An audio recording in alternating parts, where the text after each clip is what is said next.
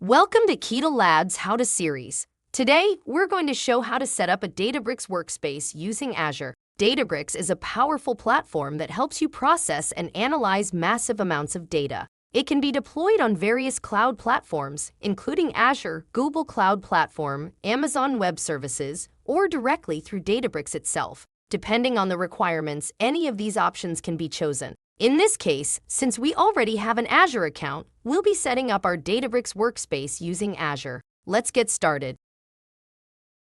First, head over to the browser and navigate to the Azure portal and log in using your Azure credentials. Then use the search bar at the top of the portal and type Databricks. Select Azure Databricks from the search results. Next, to create a new Databricks workspace, click on the Create option.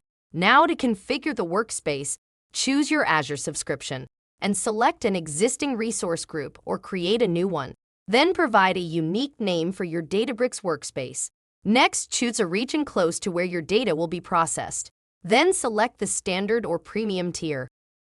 Premium offers additional features for security and governance. After configuring the workspace details, click on Review plus Create. Once validated, click on Create to deploy the Databricks workspace. The deployment can take some time. Once deployment is complete, click on Go to Resource. In the Resource Overview, click on Launch Workspace to open the Databricks workspace in a new tab. Here we have our Databricks workspace ready for further actions. Stay tuned for more tutorials on Databricks. Thanks for watching.